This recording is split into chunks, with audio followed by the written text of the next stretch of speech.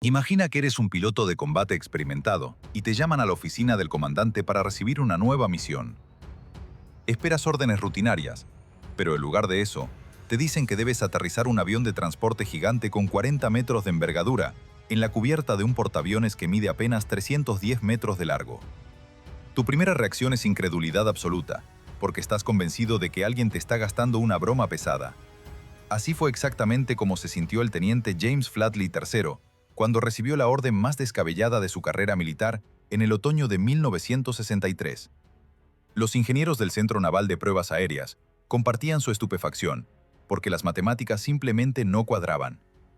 El Lockheed C-130 Hércules era un coloso diseñado para operar desde pistas terrestres amplias, no desde la estrecha cubierta de un barco en medio del océano. Era como intentar estacionar un camión articulado en el espacio de un automóvil compacto, excepto que el error significaría la muerte de toda la tripulación y la pérdida de millones de dólares en equipo militar. Sin embargo, el Departamento de la Marina de los Estados Unidos no estaba bromeando en absoluto.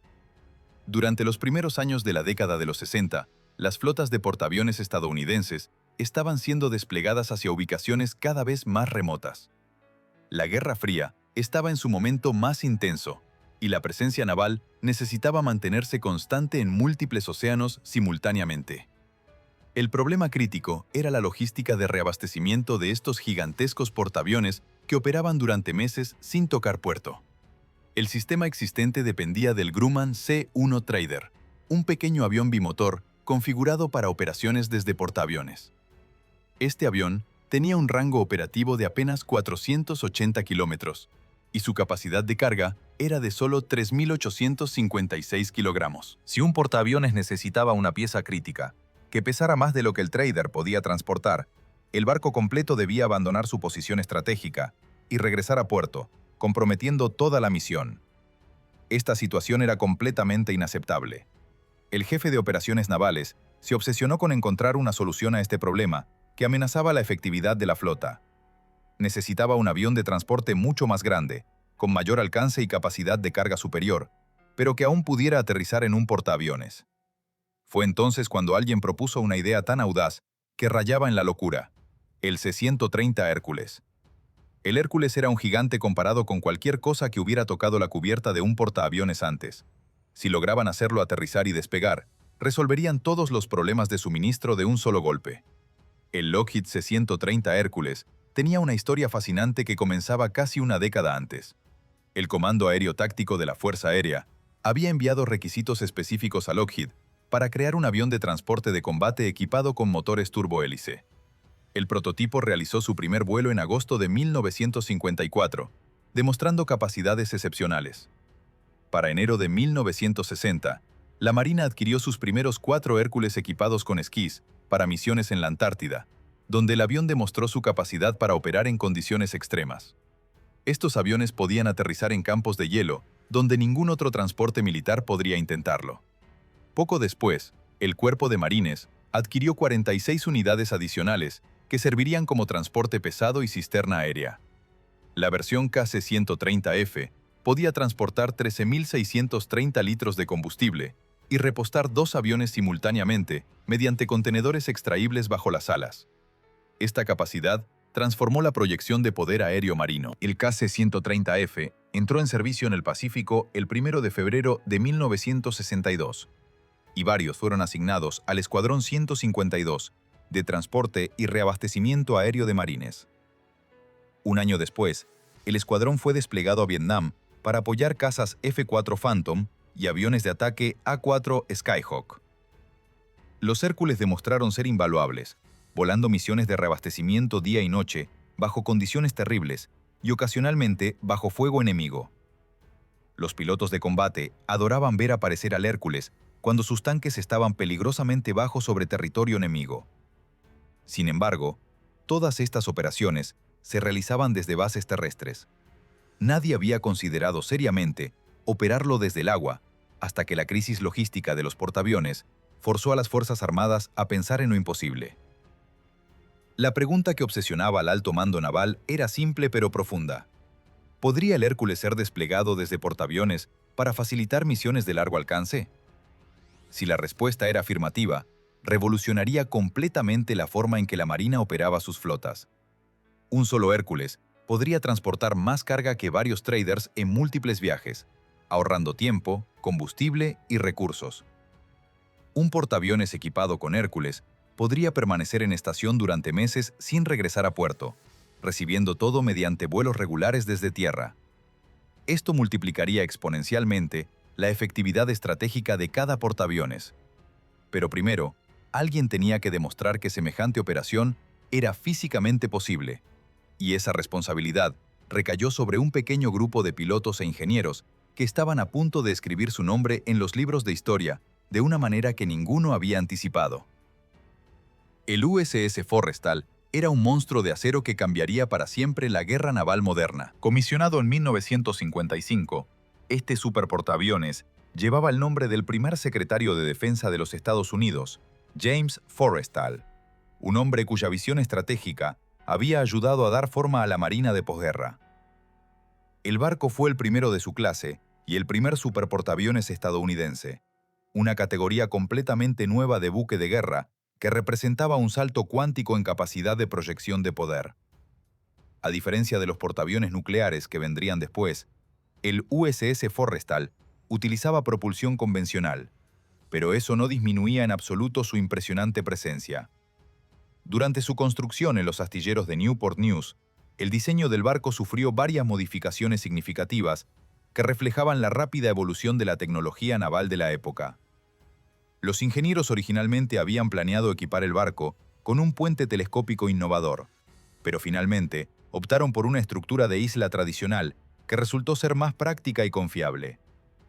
La verdadera revolución vino con la incorporación de ideas de diseño británicas que transformarían la aviación naval para siempre. Se añadió una cubierta de aterrizaje angular a la cubierta de vuelo, una innovación que permitía operaciones simultáneas de despegue y aterrizaje, sin interferencias peligrosas. Las catapultas de vapor reemplazaron a los sistemas hidráulicos más antiguos, proporcionando la potencia necesaria para lanzar aviones cada vez más pesados desde la cubierta. Estas mejoras convirtieron al Forrestal en la plataforma de aviación naval más avanzada del mundo en su momento. El USS Forrestal fue votado el 11 de diciembre de 1954 y entró oficialmente en servicio el 1 de octubre del año siguiente. Los marineros y oficiales que servían a bordo desarrollaron rápidamente un afecto profundo por el barco, refiriéndose a él cariñosamente como de FID, abreviatura de First in Defense, que también era un juego de palabras con el apellido Forrestal. Este apodo fue incorporado como lema en la insignia oficial y el parche del barco, convirtiéndose en parte de su identidad institucional. Sin embargo, el destino tenía preparado para el Forrestal otros apodos mucho menos halagüeños que surgirían de la tragedia. Una serie de incendios devastadores a bordo del barco le ganaron sobrenombres siniestros como Forest Fire, Firestal y USS Sipo. El peor de estos desastres ocurrió en 1967, un incendio catastrófico que mató a más de 100 marineros y casi destruyó el barco. El incidente comenzó cuando un cohete Zuni se disparó accidentalmente en la cubierta de vuelo, impactando un avión cargado de combustible y armamento. Las explosiones en cadena y el fuego resultante fueron tan intensos que el metal de la cubierta se derritió en algunos lugares. Las imágenes del Forrestal, envuelto en llamas y humo negro, se convirtieron en algunas de las más icónicas y aterradoras de la guerra de Vietnam. Los sobrevivientes nunca olvidarían ese día de horror, y el incidente condujo a cambios fundamentales en los protocolos de seguridad de toda la Marina. A pesar de estos eventos traumáticos, el USS Forrestal continuó sirviendo con distinción durante casi 4 décadas. El superportaaviones operó en el Océano Atlántico, el Mar Mediterráneo y el Océano Pacífico, proyectando poder estadounidense en cada rincón del globo. Participó en numerosas operaciones y ejercicios, desde la Guerra Fría hasta conflictos regionales, siempre manteniendo la presencia naval, que era el sello distintivo de la estrategia estadounidense. Finalmente, después de décadas de servicio leal, el barco fue descomisionado y se hicieron varios intentos para preservarlo como museo. Tristemente, todos estos esfuerzos fracasaron por falta de fondos y apoyo político. En febrero de 2014, el Forrestal fue remolcado a Brownsville, Texas, para ser desguazado. Para diciembre del año siguiente, el otrora orgulloso superportaaviones había sido completamente desmantelado, sus componentes vendidos como chatarra. Era un final melancólico para un barco que había hecho historia. Pero en 1963, el USS Forrestal estaba en su mejor momento y fue seleccionado para el experimento más audaz en la historia de la aviación naval.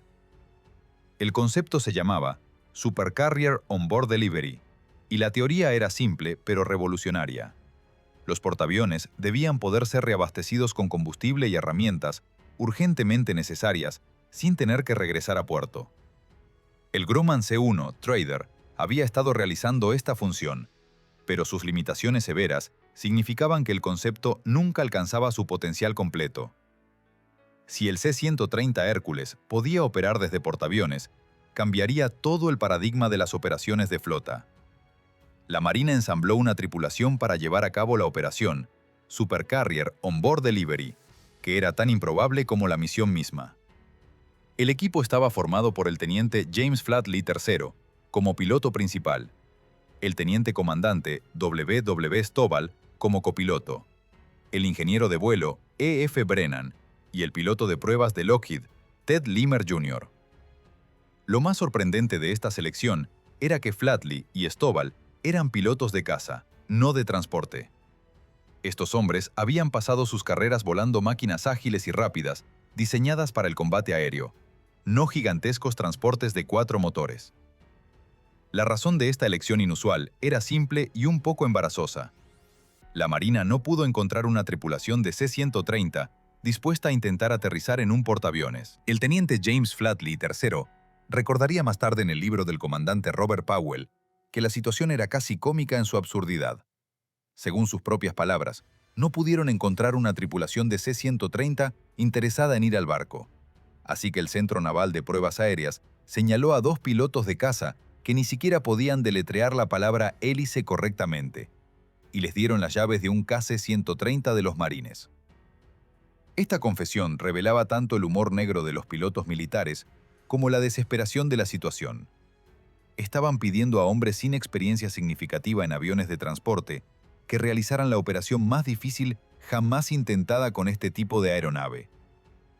Cuando la asignación llegó oficialmente a Flatley, su reacción fue de total incredulidad. El escritor Joseph Earl Dabney, que era ingeniero jefe de Lockheed en ese momento, registró la respuesta inicial de Flatley. ¿Operar un C-130 desde un portaaviones? Alguien tiene que estar bromeando. Pero por supuesto, la prueba sin precedentes no era ninguna broma. Era una curiosidad genuina que el Departamento de la Marina necesitaba resolver, sin importar cuán imposible pareciera. Una vez que el equipo fue ensamblado y aceptó la misión, el entrenamiento comenzó para las pruebas que romperían récords. La preparación para el momento histórico fue sorprendentemente breve, casi negligentemente corta, considerando la magnitud del desafío. En el libro de Powell, Flatley declaró que tuvieron un vuelo de familiarización de 4 horas con el piloto de pruebas jefe de Lockheed, antes de hacer exactamente 100 aterrizajes de prueba en la pista en Patuxent River. 100 aterrizajes pueden sonar como mucho, pero en realidad era un número mínimo para prepararse para una operación tan compleja y peligrosa. Los pilotos de transporte experimentados pasaban meses perfeccionando sus habilidades antes de intentar operaciones de rutina. Y aquí estaban 2 pilotos de caza, con apenas días de práctica, preparándose para intentar lo imposible. Las modificaciones realizadas al C-130 Hércules, que usarían para las pruebas, fueron sorprendentemente modestas, lo que demostraba la confianza de Lockheed en el diseño básico del avión. Los ingenieros instalaron un orificio más pequeño para el tren de aterrizaje delantero, lo que proporcionaba mejor distribución de peso y control durante el aterrizaje. El sistema de frenado antibloqueo fue mejorado significativamente, porque detener un avión de este tamaño en una distancia tan corta requeriría frenado máximo sin perder control direccional. También retiraron los contenedores de reabastecimiento bajo las alas, eliminando peso innecesario y reduciendo la posibilidad de daño durante las operaciones en cubierta. Estos cambios se llevaron a cabo en la planta de Lockheed en Marietta, poco antes de realizar las pruebas. Aparte de estas modificaciones relativamente menores, El avión era esencialmente un KC-130F estándar de los marines en servicio activo. La gran preocupación que atormentaba a Flatley y su equipo era si podrían cumplir con la tasa máxima de descenso de 2 metros y 70 centímetros por segundo, requerida para un aterrizaje seguro en el portaaviones. En un aeropuerto terrestre, un piloto puede permitirse un descenso más pronunciado, porque tiene una pista larga para corregir y estabilizar. En un portaaviones, cada centímetro cuenta, y un descenso demasiado rápido significaría un impacto catastrófico que podría colapsar el tren de aterrizaje o incluso romper el fuselaje. Los pilotos practicaron obsesivamente en Patuxent River, refinando su técnica de aproximación hasta que pudieron controlar su descenso con precisión milimétrica. Pero practicar sobre tierra firme era una cosa, y hacerlo sobre una plataforma móvil en medio del océano sería algo completamente diferente. El avión seleccionado para este experimento histórico era un KC-130F de tanquero, en servicio activo del Cuerpo de Marines. Este detalle era significativo porque demostraba que la Marina no estaba usando un prototipo especialmente modificado o un avión experimental. Si las pruebas tenían éxito, cualquier Hércules en el inventario militar podría, teóricamente, realizar operaciones desde portaaviones. Esta era la belleza del concepto: aprovechar aviones existentes para una capacidad completamente nueva, sin requerir desarrollo costoso de aeronaves especializadas. El 30 de octubre de 1963, amaneció con un clima que ningún piloto naval habría elegido voluntariamente para hacer historia.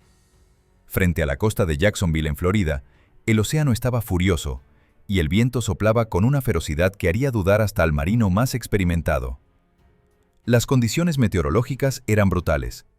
Vientos constantes de 40 nudos, con ráfagas que alcanzaban los 60 nudos, suficiente para hacer tambalearse a un hombre en cubierta y convertir cualquier operación de vuelo en un desafío extremo. El USS Forrestal cabeceaba violentamente en las olas, su proa masiva subiendo y bajando aproximadamente 9 metros con cada oleada.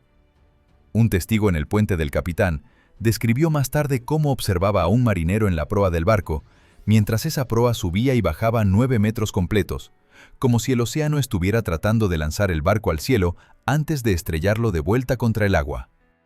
Para las operaciones de ese día, la cubierta de vuelo del Forrestal había sido completamente despejada de otros aviones y equipos.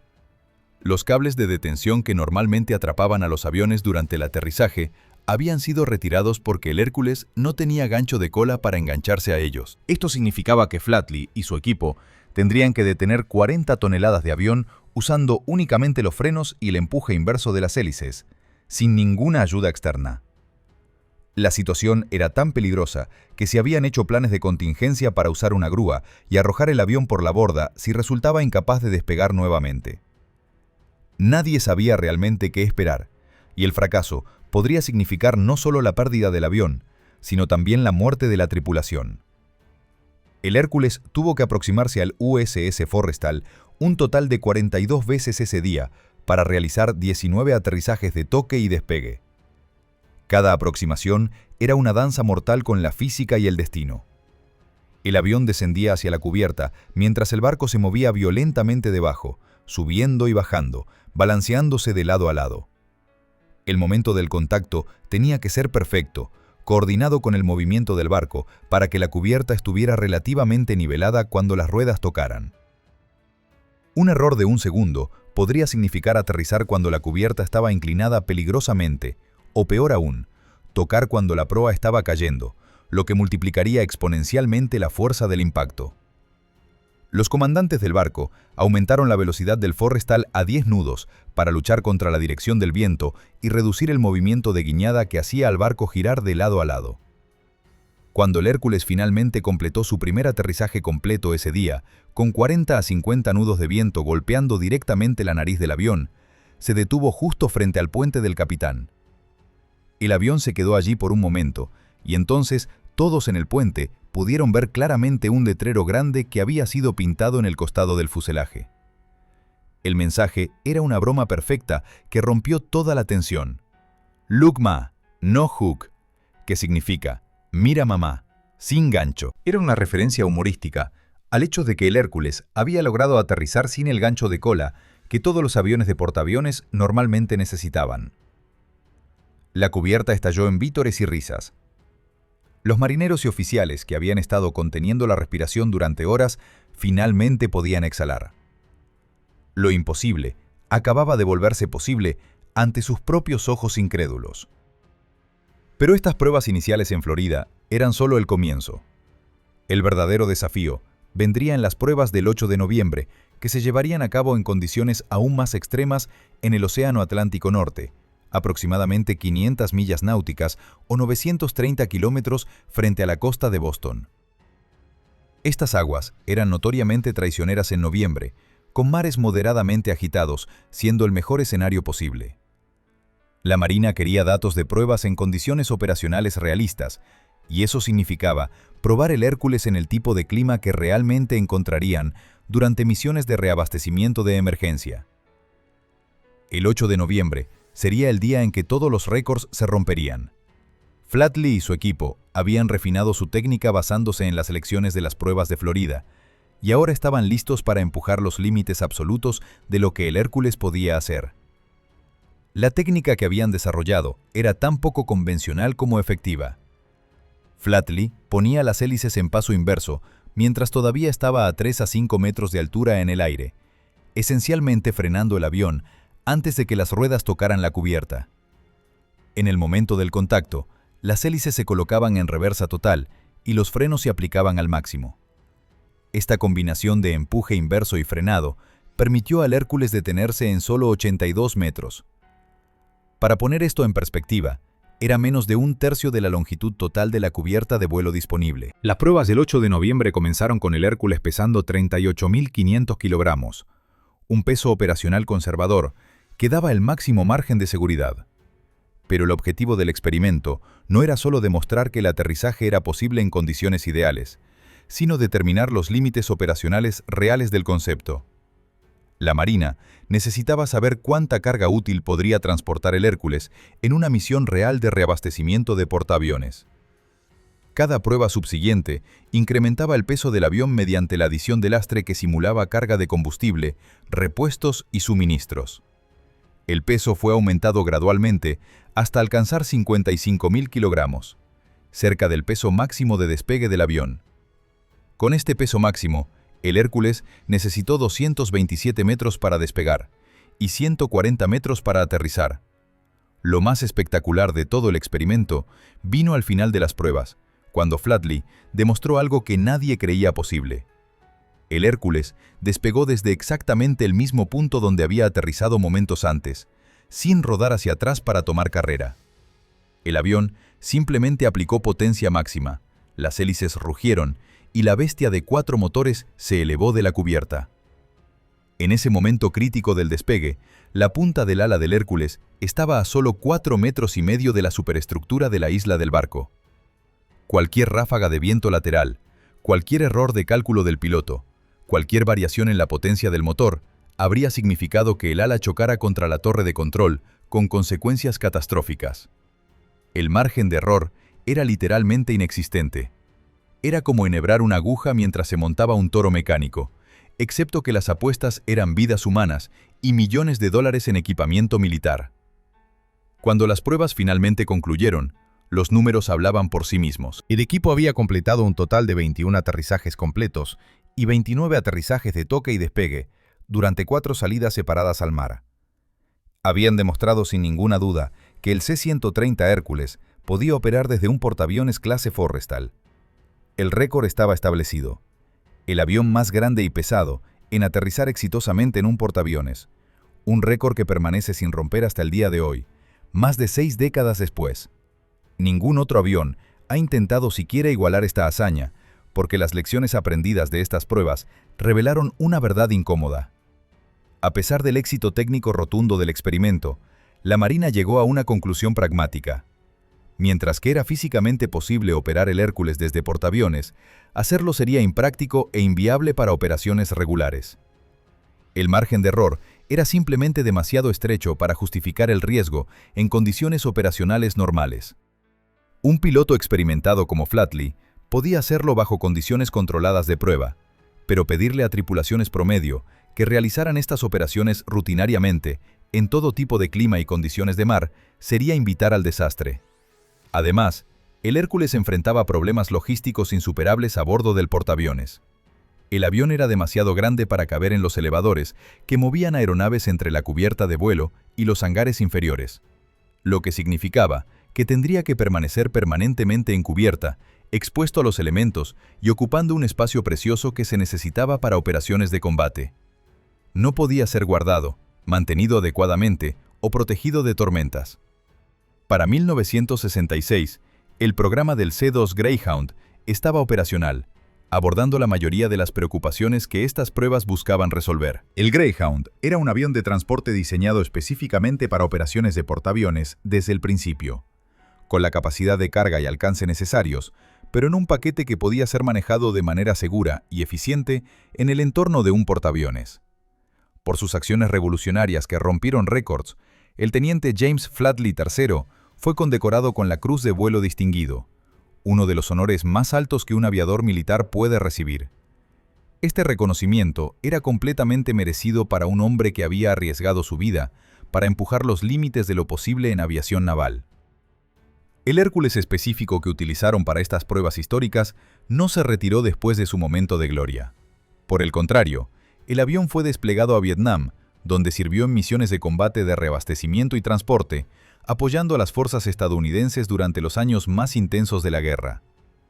Después de Vietnam, el mismo avión fue enviado al Medio Oriente, donde participó en las operaciones Tormenta del Desierto y Libertad iraquí, demostrando la longevidad y durabilidad excepcionales del diseño del Hércules.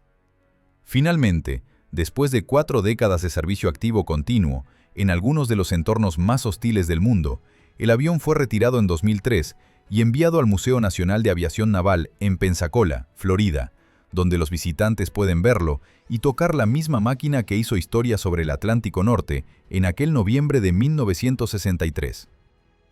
Si esta historia del avión más grande que desafió lo imposible te dejó sin aliento, demuéstralo con un like que ayuda a que más personas descubran estas historias increíbles de la aviación militar. Deja un comentario contándome qué otro experimento militar extremo te gustaría conocer en profundidad, porque hay docenas de pruebas clasificadas y misiones secretas que merecen ser contadas. Y por supuesto, suscríbete al canal para no perderte los próximos relatos de máquinas, hombres y momentos que cambiaron la historia de la guerra para siempre.